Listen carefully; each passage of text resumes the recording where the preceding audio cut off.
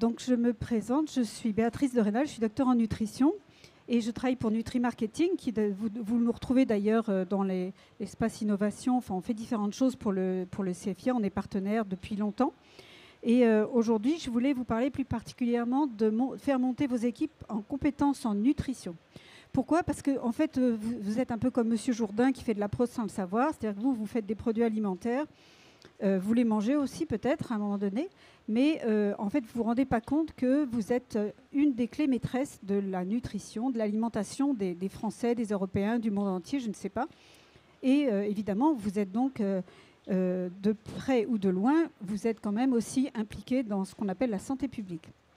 Et donc, avant tout, c'est sûr que vous êtes mangeur et vous êtes producteur, probablement. Donc, ça veut dire que vous faites à la fois, vous êtes des consommateurs et vous êtes des producteurs. Donc, en fait, tout ce que vous allez pouvoir apprendre en nutrition, ça doit aussi vous être utile pour vous-même mangeur, comme pour vous-même producteur. Alors, quelques mots juste sur Nutri-Marketing. Vous voyez que nos compétences, c'est le mélange de la nutrition et du marketing. Donc, la nutrition, c'est ma partie, c'est la partie noire, c'est-à-dire la partie scientifique, technique, réglementaire, etc. Et la partie marketing, c'est la partie comment je vais le dire, comment je vais communiquer et à qui je vais le dire. Alors, si vous voulez plus sur Nutri-Marketing, vous pouvez aller sur notre site, c'est facile. Et donc, une de nos compétences, c'est de faire de la formation en nutrition. Pourquoi ? Parce qu'aujourd'hui, d'ailleurs, je ne sais pas si vous l'avez ressenti, mais il y a eu une deuxième révolution française en 2018. C'est l'année où, pour la première fois dans l'histoire de la Gaule, le Français a dit qu'il mettait en priorité la nutrition par rapport au goût, au plaisir. Donc le Gaulois a abandonné enfin un peu de son sanglier pour s'occuper de sa santé. Alors le Covid, évidemment, a renforcé ceci. Excusez-moi. Et donc, améliorer la santé publique, c'est vraiment un message très important. Et aujourd'hui, vous savez bien que le Français, il dit que la santé est importante pour lui, même si il reste quand même très gourmand de choses qui sont grasses, sucrées, etc. N'empêche que c'est quelque chose d'important. Et vous travaillez avec des gens qui sont aussi des mangeurs et vous vous préoccupez aussi de la santé de vos collègues. Donc, en fait, on fait une pierre deux coups. Alors, l'intérêt de former des gens, les collaborateurs des industries agroalimentaires, c'est que ça vous permet de faire des produits, en tout cas d'envisager des produits qui soient mieux pour la santé. Et ça permet aussi de prendre en main, en tout cas de participer à la santé de vos collaborateurs et puis aussi de faire en sorte qu'ils ramènent l'information à la maison et qu'ils puissent améliorer la santé de leur famille. Et tout ça, ça veut dire que ça va faire une unité d'équipe au sein de l'entreprise. Et puis, évidemment, ça monte la qualité de vie de chacun. Alors, pour manger, il suffit d'avoir faim, alors que pour cuisiner à la maison, il suffit d'essayer, on est d'accord, hein. Maintenant, pour nourrir les autres, vous voulu ouvrir un restaurant ou une usine, il faut des diplômes, il faut un diplôme, il faut certaines compétences. Et pour réussir à nourrir les autres, en plus, là, il faut du talent, c'est-à-dire qu'il faut que vous fassiez des bons produits. Il n'y a pas que le goût, hein, mais enfin, en tout cas, c'est un des critères. Et pour les entreprises, il y a aussi une question de balance économique, c'est-à-dire qu'il faut que le produit soit rentable. Donc il y a une question financière, et là la question c'est où est-ce que vous mettez le curseur entre la sécurité, donc est-ce que je jette les restes ou est-ce que je les recycle, l'hygiène bien sûr, et puis jusqu'à est-ce que c'est délicieux, mais est-ce que c'est ça et est-ce que c'est rentable. Donc en fait on est en nutrition, c'est toujours le même problème, hein. On est en train de vaquer entre entre tous ces aspects-là, et je pense que vous avez les mêmes problèmes. Alors, un produit qui est altéré ne peut pas faire partie d'un équilibre nutritionnel. Donc, il faut savoir où est-ce qu'on met le curseur. Alors maintenant,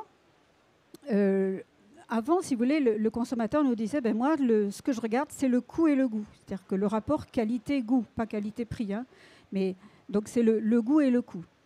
Après, il y a la santé. Pour le Covid, ça a été ma santé vite à moi.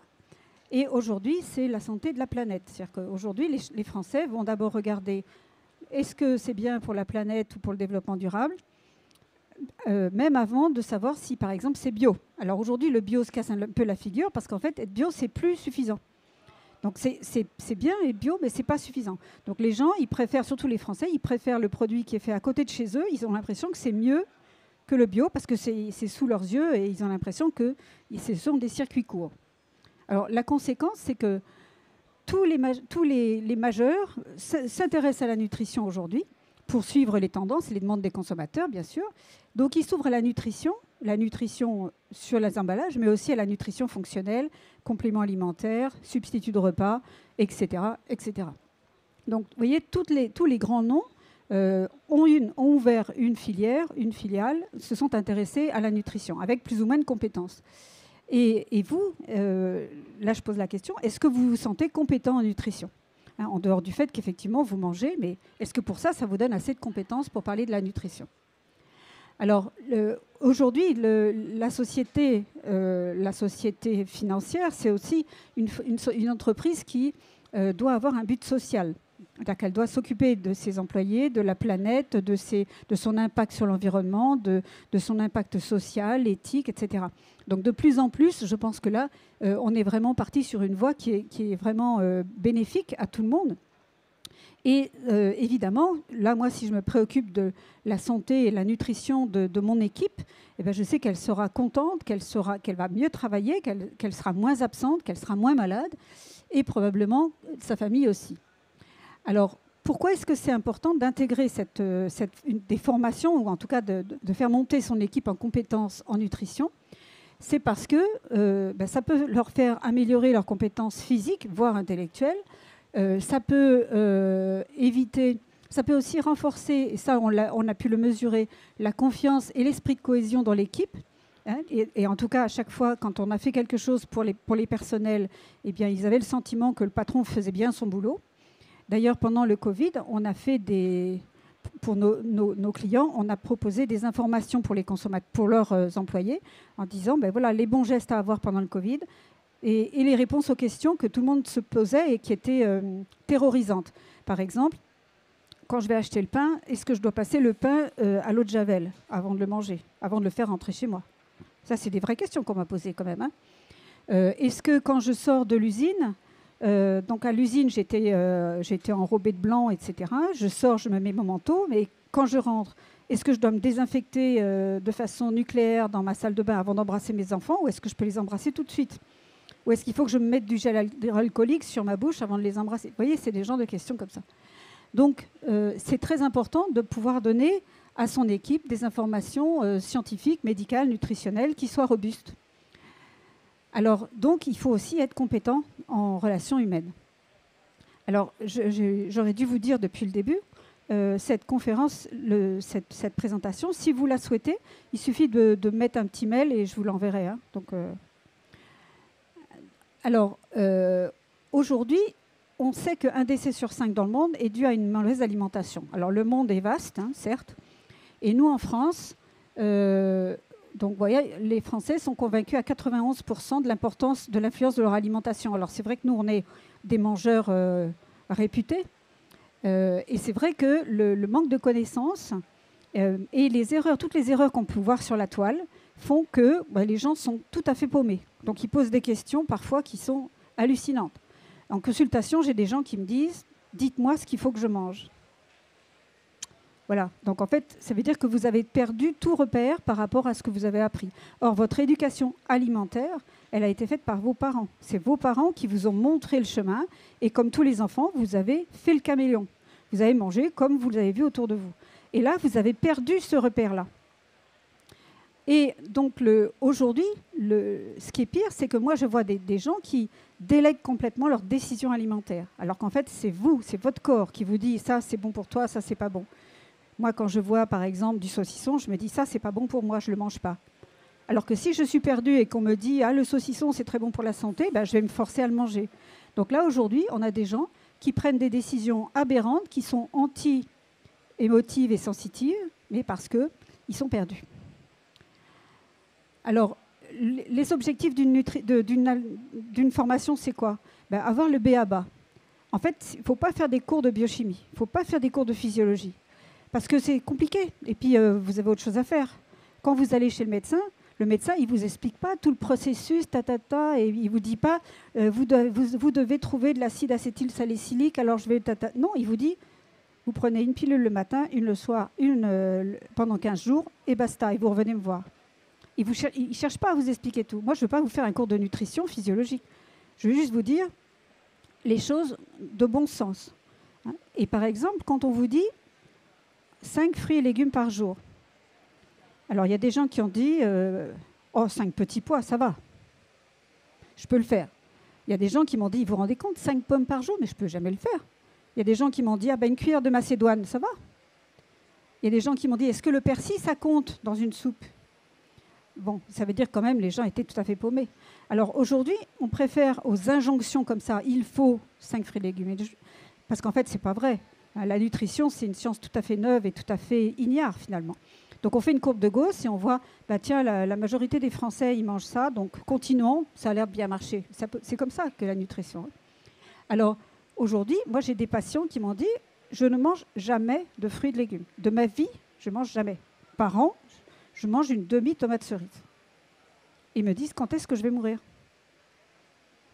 Donc qu'est-ce que vous en pensez? Alors, ça veut dire que la nutrition, c'est quelque chose de quand même un petit peu compliqué. Donc, ce qui est important, c'est de retrouver les repères, des repères que vous avez appris quand vous étiez petit, pour la plupart. Il faut aussi chasser des idées reçues et des poncifs. Par exemple, il faut manger du poisson, parce que le poisson, c'est riche en phosphore, et le phosphore, ça donne de la mémoire. Non. Et puis, le phosphore, il y en a partout, il n'y en a pas que dans le poisson. Et puis, manger du phosphore, votre mémoire, elle s'en fout. Elle s'en souviendra peut-être même pas.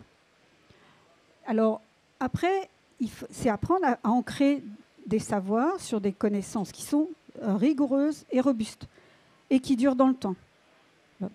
Alors, davantage de fruits et légumes. Limiter la consommation de viande et de produits animaux. Alors, il y a des messages comme ça qui sont assez simples. Mais c'est aussi apprendre à manger des repas rapides quand vous êtes au boulot. Parce qu'en fait, on vous a appris quand vous étiez petit à manger à table à la maison. Tu prends des crudités, puis après tu prends ta viande, tes légumes, machin. Mais au boulot, comment vous faites? Alors, il y en a certains qui vont au self, donc ils peuvent choisir comme à peu près à la maison. Mais la plupart d'entre vous, vous allez un coup c'est un sandwich, un autre coup c'est votre salade dans une boîte, une pizza, qu'est-ce que je ne sais pas moi. Donc l'important aussi, c'est de dire aux gens, vous savez, une pizza 4 saisons, dedans il y a une portion de légumes. Donc ça compte. Ou alors, le sandwich poulet crudité, il y a une portion de légumes dedans. Donc, c'est peut-être mieux que juste le jambon beurre. Donc, en fait, on essaye de... Vous n'allez pas changer de vie. Donc, il faut bien que je vous donne les informations nouvelles concernant votre nutrition. Après, il faut essayer d'apprendre à composer un repas équilibré, quelles que soient vos contraintes. Donc, aujourd'hui, vous avez des repas qui sont imposés. Ceux que vous prenez au boulot, par exemple, vous n'avez pas trop le choix. Et puis, les repas choisis. Les repas choisis, c'est typiquement, tiens, ce week-end, je vais leur faire un bon petit repas. Donc là, vous choisissez ce que vous voulez. Alors ça, c'est facile, vous pouvez faire ce que vous voulez, des choses qui soient équilibrées ou pas équilibrées. Mais quand vous êtes en un repas imposé, il y a des astuces pour faire le bon choix. Et après, la question aussi, c'est, si vous avez des gens qui font les 3-8, par exemple, eh bien, le pilier de la nutrition, c'est le sommeil. Un sommeil équilibré, ça vous permet d'avoir un poids régulier. Autrement dit, quelqu'un qui n'a pas un sommeil régulier ne peut pas avoir un poids équilibré. La plupart du temps, il va prendre du poids parce qu'en fait, quand vous mangez, vous avez l'impression que ça vous requinque et quand vous êtes fatigué, c'est pareil. Vous avez l'impression que ça vous requinque.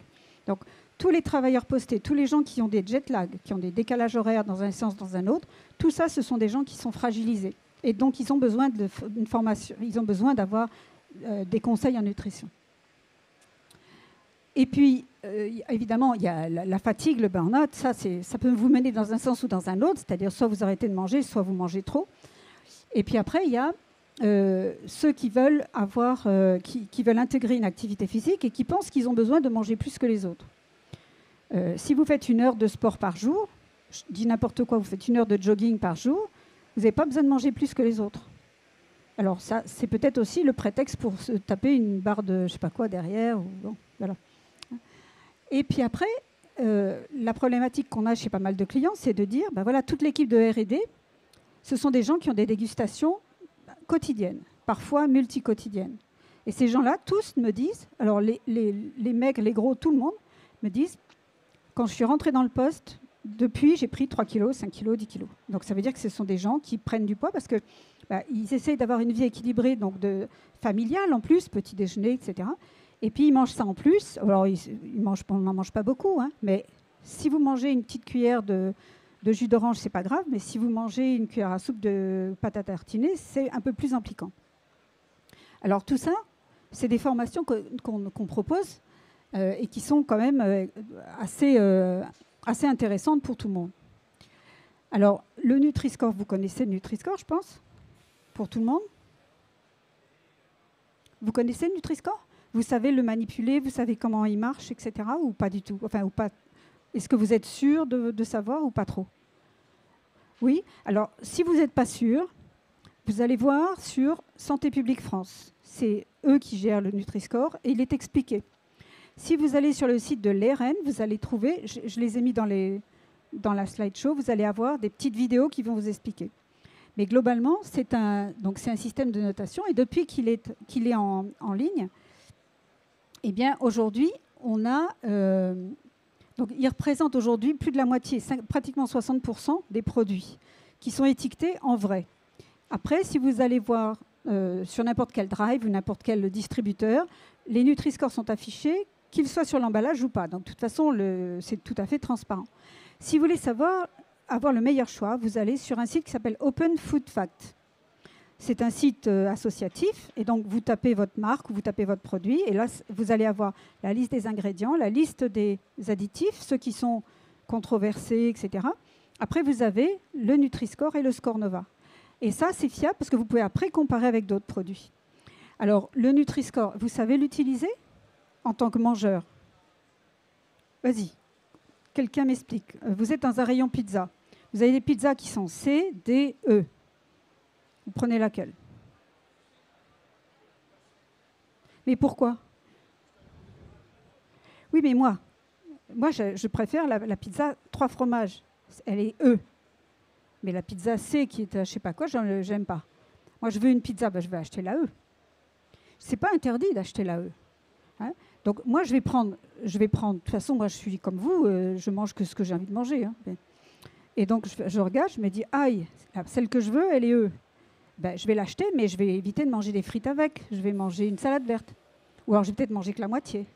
En tout cas, ça me donne une information. Et c'est l'information qui est intéressante. On n'en mange pas tous les jours, non? Oui? Non.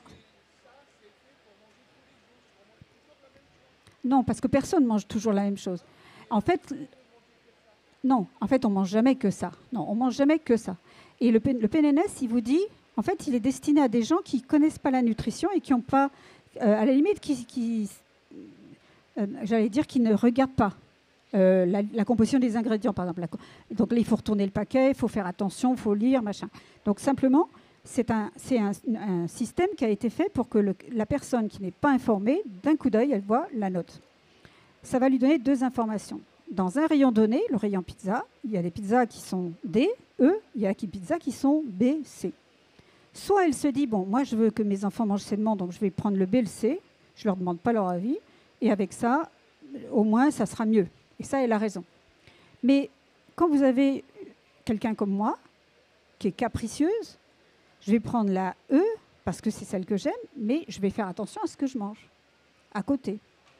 Après, le PNNS, le Nutri-Score, il a pu montrer que quand on étiquette dans un magasin, les gens, ils font un panier qui est meilleur, qui est mieux noté. Ça veut dire que globalement, c'est la technique du nudge, c'est-à-dire que si autour de vous, vous avez des aliments sains, vous ne pouvez pas manger salement, sauf si vous mangez trop, bien sûr. Alors que si vous ne savez pas, vous achetez, voilà, c'est la tête du client, quoi. Vous allez faire votre achat, et après quoi, vous allez avoir une alimentation extrêmement grasse, salée, mais vous ne le savez pas. Alors le Nutri-Score, il a permis à des Français peu favorisés de faire de meilleurs achats, donc d'avoir une meilleure alimentation. C'est ça l'objectif. C'est un objectif de santé publique. Moi, j'achète beaucoup de trucs comme ça. Je regarde beaucoup le Nutri-Score. Et quand vous achetez, mettons, un produit A et qu'on achète un produit D, quand vous retournez bien, si les gens ils sont comme moi, ils retournent, on retrouve les mêmes produits additifs dans les sacs. Est-ce que c'est normal si on veut manger sain, comme vous dites? Alors, effectivement, le Nutri-Score, c'est pas un coach nutritionnel. D'accord? C'est un guide d'achat dans un magasin. Non, vous ne faites pas avoir, parce que le Nutri-Score ne peut pas tout juger. Il juge les macronutriments, il ne juge pas la qualité bio, il ne juge pas les portions non plus. Parce qu'en fait, les pizzas, il y en a qui vous disent une portion c'est 300 grammes, l'autre qui va vous dire c'est 100 grammes. Hein, et quand vous avez un étiquetage pour 100 grammes, vous ne pouvez pas savoir. D'ailleurs, quand j'achète une pizza, est-ce que vous mangez tout? Est-ce que vous mangez par 2? Est-ce que vous le divisez par 4? Etc. Donc le Nutri-Score ne peut pas tout vous dire. Et il ne juge pas du tout les additifs à ce stade. Donc là, c'est un autre critère. Mais tout ça pour dire que vous, si vous voulez... Enfin, j'ai beaucoup de clients qui me disent, est-ce que... Moi, j'hésite, est-ce qu'on va au Nutri-Score ou pas? Parce que ça veut dire que l'État va encore mettre son nez dans nos affaires et puis on va être pénalisé, on aura des mauvaises notes, etc. Donc en fait, de toute façon, que vous ayez des mauvaises notes ou pas, vous avez, je ne sais pas, c'est peut-être pas sur cette slide, c'est peut-être sur la suivante. Voilà. Donc 93% des personnes interrogées connaissent le logo, 66% savent à quoi il se rapporte, et plus d'un Français sur deux dit avoir changé ses habitudes de consommation avec le Nutri-Score. Mais vous voyez aussi que donc en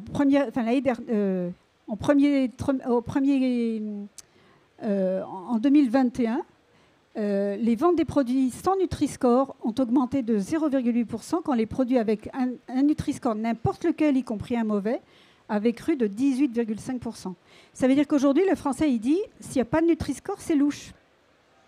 Donc, de toute façon, aujourd'hui, il y a tellement de produits avec Nutri-Score que vous avez, franchement, il faut y aller. Après, si vous avez une mauvaise note, ce n'est pas grave, parce que vos concurrents auront la même.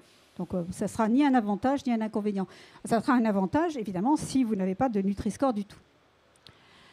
Et en restauration collective, c'est pareil. Aujourd'hui, Elior s'est mis au Nutri-Score. Et aujourd'hui, vous avez même Marmiton qui propose des notes de Nutri-Score sur les recettes qu'il propose. Donc, en fait, voilà, c'est quelque chose qui est de plus en plus répandu.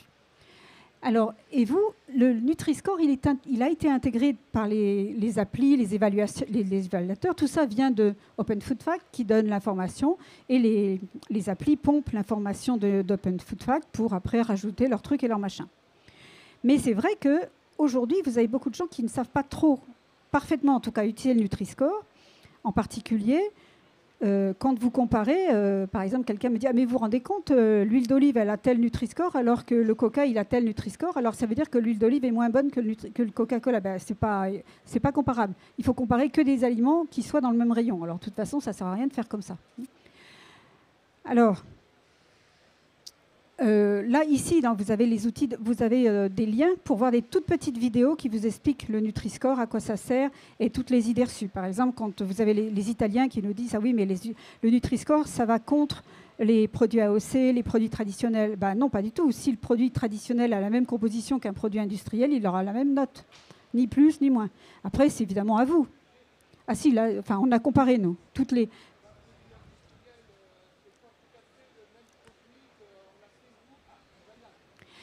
Alors, je vous dis à composition nutritionnelle équivalente. C'est-à-dire que si vous prenez un jambon industriel ou un jambon artisanal, s'il a la même composition nutritionnelle, il aura la même note Nutri-Score.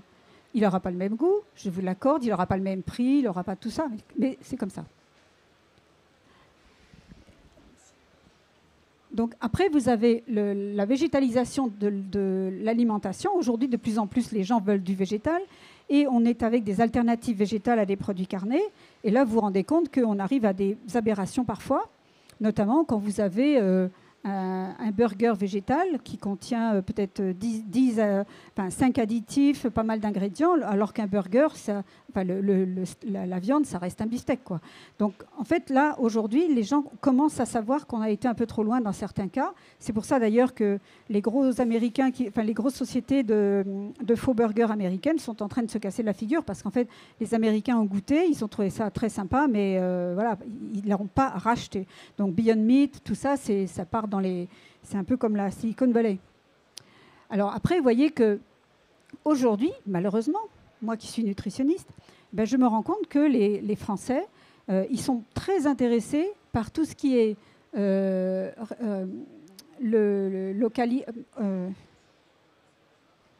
c'est ça? Non. Bon. Tout ce qui est fait localement, français, éventuellement bio, etc. Donc en fait, ils font parfois beaucoup plus attention aussi sur les notions d'emballage, l'emballage recyclé, etc., qui prend beaucoup plus de valeur dans les choix d'achat que uniquement la nutrition. Donc parfois, eh ben, on priorise un produit parce qu'il est fait localement, même s'il a une moins bonne note, on va dire, qu'un produit qui est fait un peu moins localement. Mais néanmoins, vous voyez que les tendances en alimentation et en nutrition, c'est vraiment, on va vers, évidemment, la végétalisation de l'alimentation, ce qui est souhaitable, mais il vaut mieux manger plus de lentilles et de pois chiches que de produits ultra transformés. Après, vous avez le fait de donner de la fonctionnalité nutritionnelle à l'alimentation. Donc, moi, je ne suis pas favorable à rajouter des vitamines dans un produit de consommation courante, mais c'est quand même un peu une tendance. Et puis, vous avez la nutrition personnalisée qui vient de plus en plus forte. Alors, la nutrition personnalisée, c'est à la fois, je formule des produits spécifiques pour les seniors, puisque j'en ai fait pour les bébés, pour les femmes, pour les hommes, pour des sportifs. Donc, et après, je saucissonne et je peux aller de plus en plus loin dans cette personnalisation, ce qui est souhaitable. Mais sachant qu'on est tous différents, en nutrition, on vous dit, bon, globalement, vous avez besoin de 80 mg de vitamine C tous les jours. Le problème, c'est que nous venons tous d'horizons divers, parfois même de continents divers. Il y a des continents, il y a des pays où on ne mange pas de fruits et légumes. Les Touaregs ne mangent pas de fruits et légumes. Les Inuits non plus. Et pourtant, ils sont vivants. Ça veut dire quoi? Ça veut dire qu'eux, ils ont adapté leur physiologie à leur environnement, et l'environnement s'est adapté à ça. Et ça veut dire qu'aujourd'hui, ils sont capables de synthétiser la vitamine C dont ils ont besoin quotidiennement, donc par la flore intestinale, comme nous on fait pour la vitamine B12 par exemple. Et voilà, alors à la limite, je vais même vous dire mieux, c'est que si je leur propose du jus d'orange, ça va peut-être les tuer finalement. Hein, donc je plaisante, mais voilà. En tout cas, l'alimentation qu'ils ont, eux, ne vous conviendrait pas à vous. Donc ça veut dire qu'il n'y a pas une nutrition humaine pour tout le monde.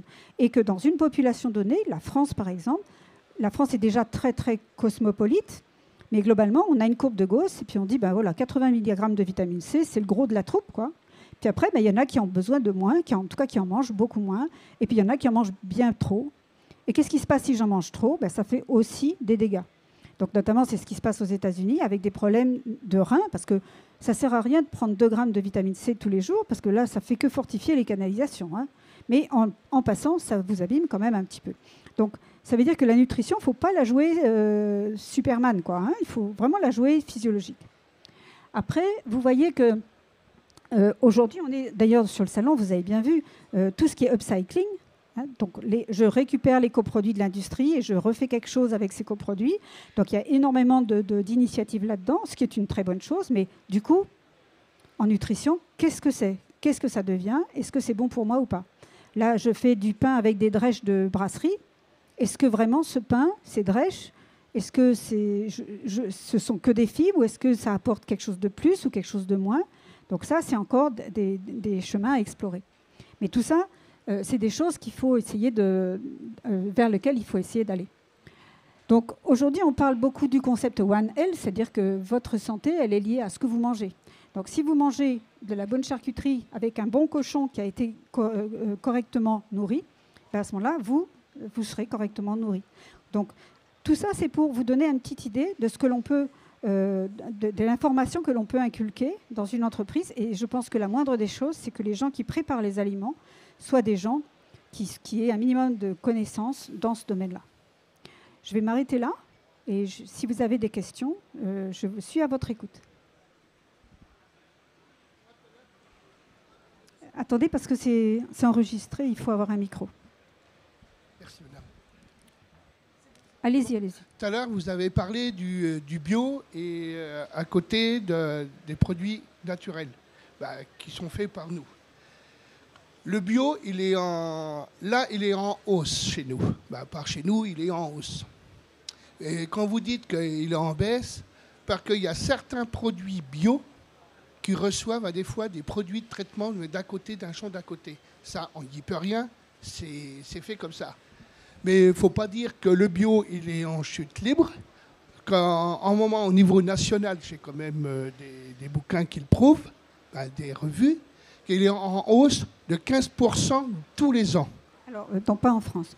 Là, c'est fini. Là, depuis, en fait, le bio a beaucoup augmenté pendant le Covid, pendant le confinement, et parce que, pour sans doute de raisons, évidemment, moi, tout de suite, j'ai dit, bah oui, parce que les gens, ils se disent, attention à ma santé, donc il vaut mieux que je me adresse au bio. Mais il y a aussi une autre raison, c'est que comme les rayons étaient vides, les rayons conventionnels, bah, on a pris ce qu'il y avait, donc le bio. Donc, en fait, il y a eu une razzia sur tout et sur le bio. Donc, on a eu des ventes extraordinaires de bio. Mais depuis 2021, ben le bio a fait une année l'année dernière qui était mauvaise. Ça ne veut pas dire que ce sont des mauvais produits du tout, mais c'est un état de fait. Alors après, c'est vrai que le bio, il est en général plus cher, un petit peu plus cher pour le pain, beaucoup plus cher pour la viande, les fromages, etc. Et qu'on a quand même passé du mauvais temps, hein, et que ce n'est pas fini. Et là, aujourd'hui, avec tout ce qu'on entend à la radio, personne n'a envie de dépenser de l'argent. Donc en fait, les gens vont maintenant au moins cher. En attendant, on fait le dos rond, quoi. Est-ce qu'il y a d'autres questions? Oui.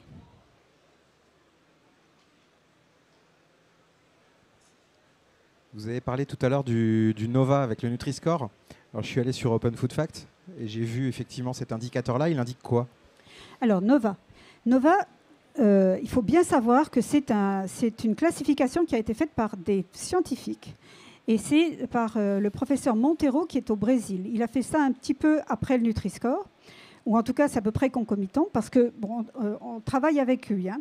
Et lui, au Brésil, il faut savoir que c'est le pays où l'obésité est la plus forte concernant les enfants. Donc c'est une catastrophe nationale. Donc l'urgence est bien pire au Brésil qu'elle n'est chez nous. Nous, on a une exception gauloise là un petit peu aussi. Et donc Monteiro, il s'est dit, mais moi, le PNNS, là, le PNNS, vous savez, 5 fruits et légumes par jour et tout, c'est compliqué. Et il faut que les gens sachent lire. Si on veut faire des documents, il faut que les gens sachent lire. Donc, c'est compliqué.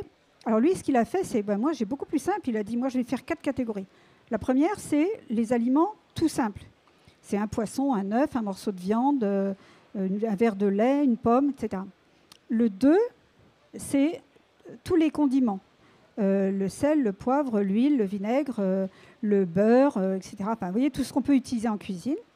Le 3, donc 3, c'est transformé. C'est ce que j'ai fait avec 1+2. Je fais cuire mon beefsteak, je mets des patates avec du beurre, je ne sais pas quoi. Et le 4, c'est ultra transformé. Ça veut dire que c'est un aliment qui a eu besoin de plusieurs ingrédients et d'additifs. Par exemple, le prototype, c'est le cordon bleu. D'accord, ça, on peut... C'est le modèle étalon de l'ultra transformé. Mais c'est aussi, bêtement, le yaourt à la fraise. Parce qu'en fait, le yaourt à la fraise, le yaourt, lui, il est tout simple. Mais dans la fraise, il y a beaucoup d'additifs. Il y a du sucre, il y a des conservateurs. Il passe dans le cadre. Donc, ça veut dire que c'est très bien, son truc. D'accord ? Ça veut dire qu'en fait, globalement, tout ce qui est industriel, vous le jetez. Bon, c'est sympa. Mais ça veut dire quoi? Ça veut dire qu'il faut qu'on retourne tous à la cuisine. Ça veut dire que moi, il faut que j'arrête de travailler. Et je fais, non, mais c'est ça que ça veut dire. Donc, c'est très bien, c'est très simple, c'est très compréhensible. Tout le monde peut comprendre ça. Et je pense que n'importe qui peut comprendre que, oui, il faut que je consomme moins d'aliments ultra transformés et que je cuisine un peu plus, ou en tout cas que je mange des choses plus simples. Vous pouvez très bien aller au restaurant pour prendre un beefsteak avec des patates. Là, vous serez dans le bon. Mais si vous prenez un cordon bleu avec des frites, vous serez de l'autre côté de la barrière. Donc, si vous voulez, il faut que ça soit indicatif. Mais après, il faut aussi avoir les moyens de vie pour pouvoir se passer de tous ces produits-services. Or, aujourd'hui, on veut tous tout faire. On a une vie active, super active. Et on est obligé parfois de déléguer certains repas à l'extérieur, enfin à des professionnels finalement. Alors moi, je ne suis pas contre du tout, parce qu'en fait, il n'y a rien mieux qu'un professionnel pour faire de la bonne cuisine, hein. Une cuisine saine, etc. Moi, je vois les jus de fruits, par exemple. Tous les entreprises qui font de l'orange pressée, ils vont acheter les fruits sur place, ils prennent les meilleurs fruits à la meilleure saison, ils font leurs extraits, et leur jus, il est meilleur que celui que je fais moi, parce que les fruits sont naturellement plus sucrés et plus riches en vitamine C. Vous vous rendez compte que dans l'année, le jus d'orange que vous faites chez vous, toute l'année, il est en moyenne moins riche en vitamine C que ce que ces gens-là font. Alors du coup, vous pouvez dire, C'est comme les petits pots de bébé. L'industriel fait mieux que ce qu'on fait à la maison parce qu'il contrôle les nitrates, lui. Alors que moi, à la maison, je ne les contrôle pas. Je ne peux pas les contrôler. Donc, il faut pas, je pense qu'il ne faut pas jeter l'industrie au feu du tout. Ce sont des vrais professionnels. Et il y a aussi aujourd'hui beaucoup de gens qui n'ont aucune compétence alimentaire, ni évidemment nutritionnelle. Donc à ce moment-là, oui, déléguer, mais garder en tête que tout ce qui est très, très, très, très travaillé, il faut le manger avec circonspection et puis manger des produits un peu plus simples. Voilà, c'était le message. En attendant, ça veut dire aussi que je pense qu'on a tous besoin, à un moment donné, d'une éducation alimentaire de base qu'on fait à la maison, mais il faut après avoir une éducation nutritionnelle qu'on pourrait faire à l'école, mais que l'école ne veut pas prendre en charge. Et donc, nous, on fait des formations aux enseignants pour qu'ils fassent ça aux enfants, mais en entreprise, c'est, il me semble, quand même le plus important. Est-ce que vous avez d'autres questions ?